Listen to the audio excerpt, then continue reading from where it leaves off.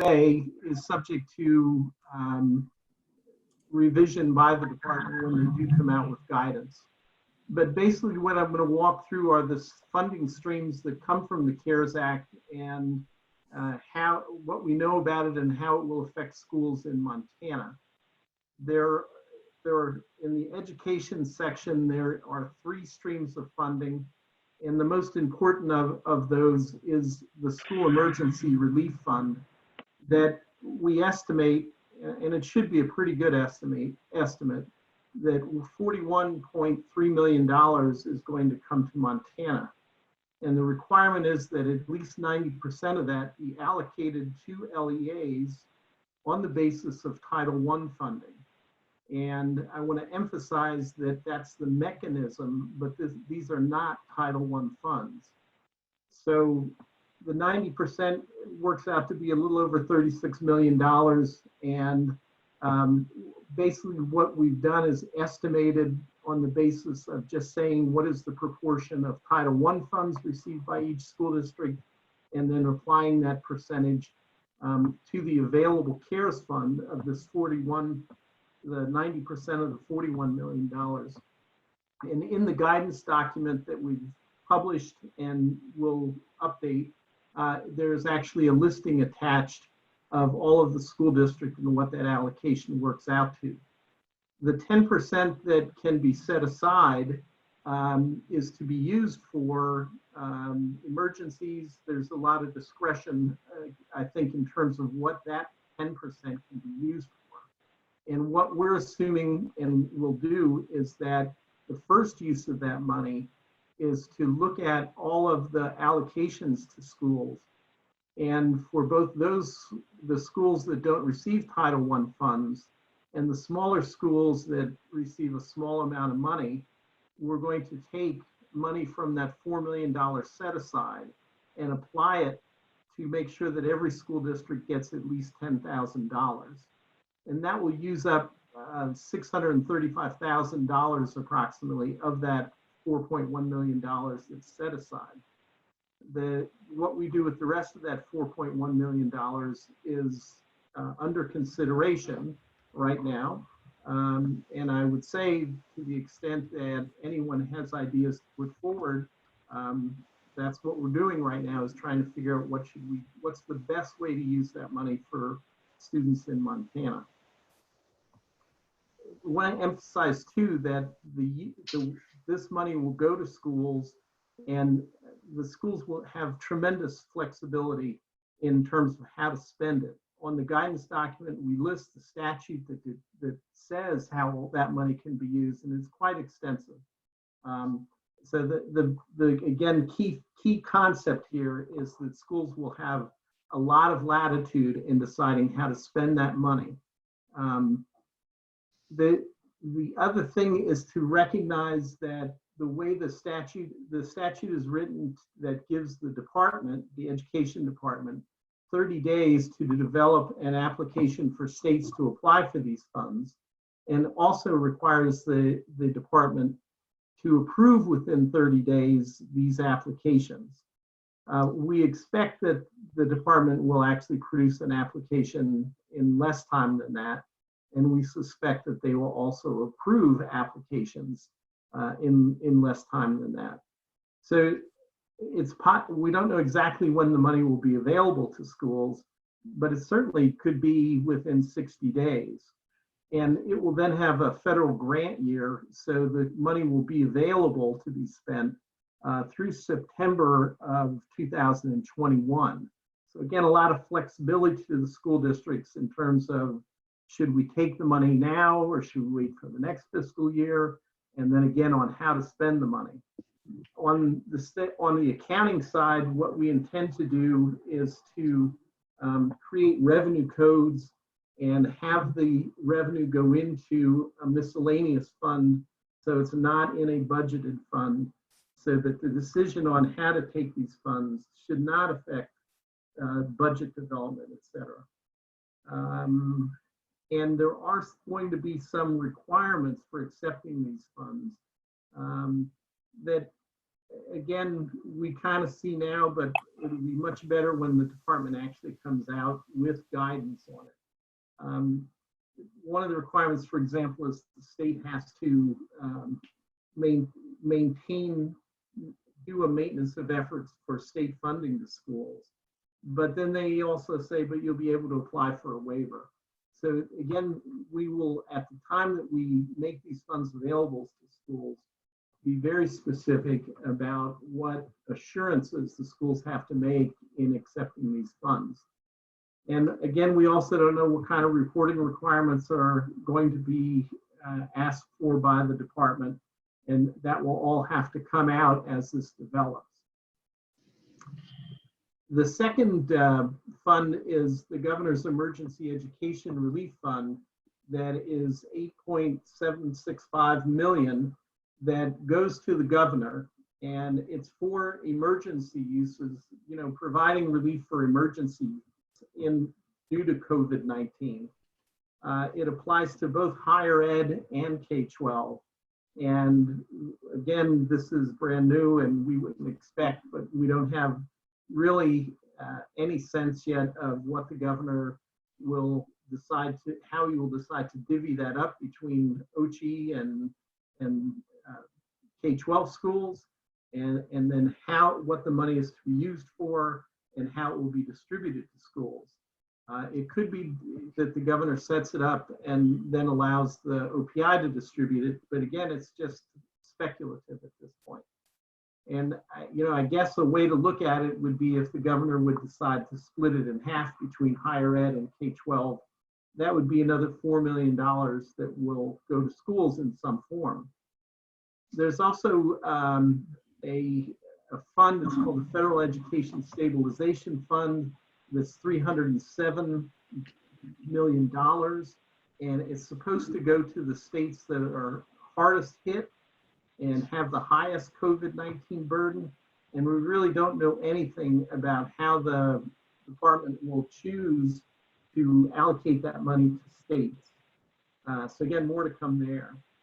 And you know, there's also a federal Safe School and Citizenship Education, quote, Project Serve, that has $100 million available that again are used for specifically activities associated with responding to the coronavirus.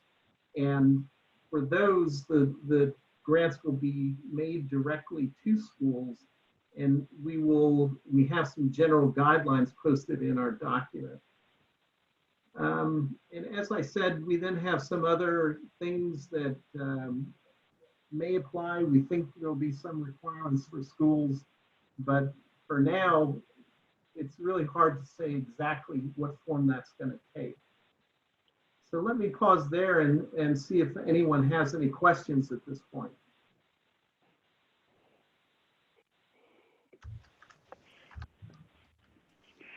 Ken, this is Diane Burke, and I'm wondering about that governor's discretionary fund. I know that you don't have any details at all, but is the OPI even reaching out to the governor's office? Has there been any communication regarding that?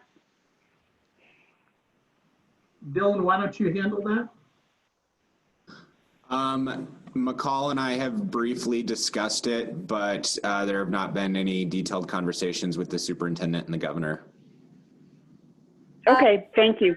Dylan, this is McCall. I think if you guys wanted to put something together too, as far as suggestions, or if the Montpet group wants to do the same, I'd be happy to bring those to the governor when we decide to have a conversation. We haven't had one yet within the office. Yep, we'll work on that. Thanks, McCall.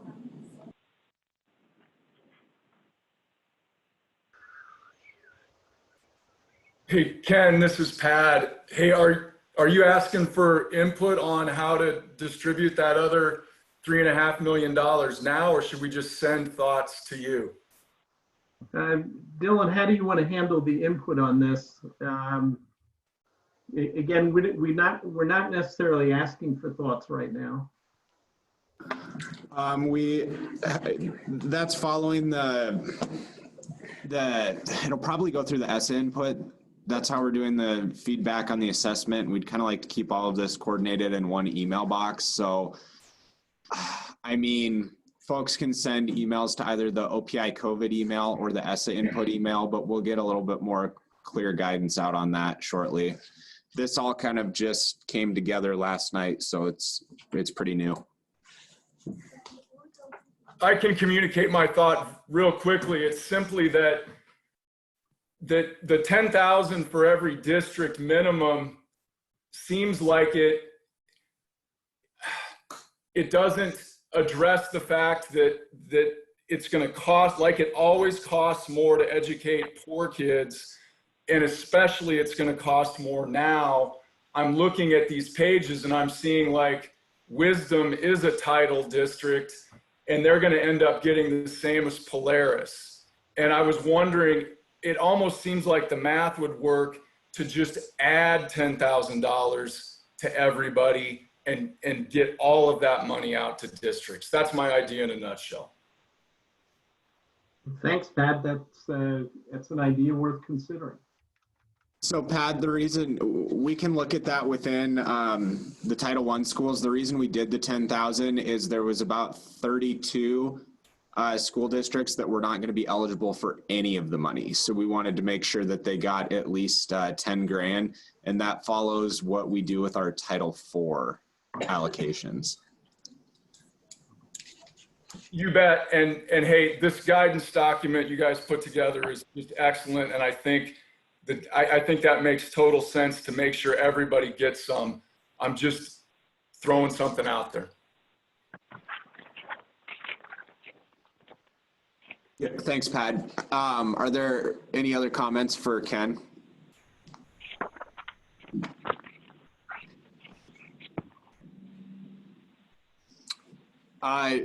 Jenifer, are you on the line? Would you like to provide a special education update? Sure, I am on the line. First of all, we've been attending a lot of the regional meetings with the Montana Council of Administrators for Special Education, and that's been really helpful for us to be able to hear about what's going on in the field and what questions are coming up from the directors. I will say overall across the state, schools and co-ops are really coming up with some creative ideas to make sure that they are implementing IDEA and our state regulations around special education in some really creative ways, and with a focus on keeping parents in the loop and working with parents. So that's been a great learning activity for all of us. Our work the last week really has been focused around setting some structure up so that we could provide some guidance to the districts and co-ops around special education. So we've set up a website that is linked from the state COVID website to the special ed website, which we put it there because that way we can update it in a quick manner. But we have links to guidance around from the federal government. We have put out guidance from the state. We're also trying to vet through a lot of the information that's coming in at districts around resources and professional learning. So we're putting all of that on this website. We also have a link to some director calls. We're meeting with the special ed directors across the state weekly to give them any updated information and field any questions. It's interesting because there's so many pieces to IDEA that questions come up, quite frequently. So we have modeled our approach after the agency and created a COVID SPED email where we're asking everyone to send their specific questions into that email. And then we can determine if we need to respond to them individually or if that's something that we need to include in our state guidance. We've also been having some conversations around some of the fiscal implications. And Dick, are you on the line?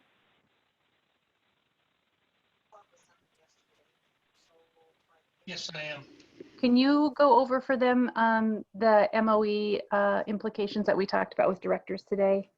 Yeah, just real briefly, a couple of things to consider is if district expenditures are down for the rest of this school year, districts would have the option of using state and local funds to cover special education costs if they have them. And then they do have the ability to carry over the federal funds into the next school year. Districts can carry over up to 100% of their allocation of federal funds. The other thing that we brought up with them is if a district does happen to go the route of layoffs or reduction in force, that those are not allowable exceptions for MOE. The exception for MOE in special education is for staff who leave voluntarily. So just a couple of cautionary things. We advise districts of the Office of Special Education Programs seems open at this point to considering flexibility in the MOE calculation for the next couple of years. And Dick and I are continuing in those meetings at the federal level, and we'll use this format that we've set up to get information out to districts as soon as we know more.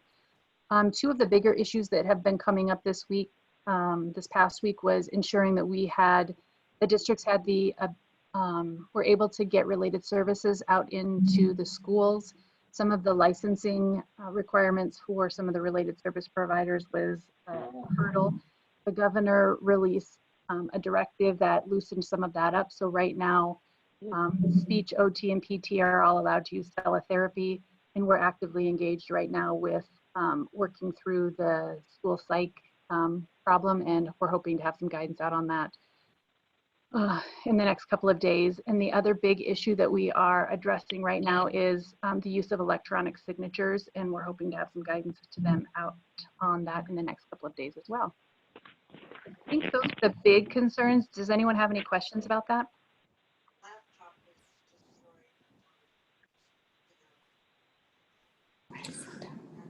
Thanks, Jennifer.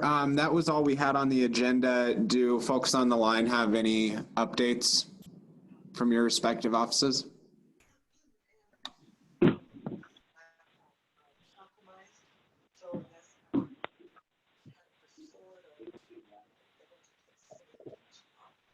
This is Kirk, and just a final reminder on the survey is due tomorrow. Close of business, and reminders have gone out, and we just sent a reminder to only those districts, superintendents, county superintendents that haven't completed that, and we're at about 68% as of this morning. Collection of what those look like. And, question, I don't think that there needs to be any follow-up if we don't get 100% collection on that, although we'll do due diligence and trying to, get everybody in and have them turn in the survey. So that's a question, I guess, for McCall. Yeah, I think that you're probably correct. I don't think that, like the plans that were really tied to pupil instruction waivers, I think that the survey is much more of a broad of what folks are doing. So I think that you're probably okay if you don't 100%. Thank you.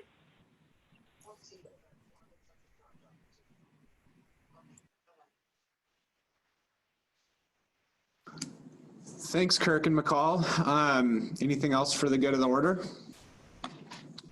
Superintendent Arnson, do you have any updates? Just want to say thank you very much for all the partnerships that we have throughout these education advocate meetings. We can't do this singularly. We have to do this together. And that pronoun we is very strong. And I appreciate that partnership as all schools, as we put our students and families and schools through this very uncertain time. So thank you very much for everyone's leadership.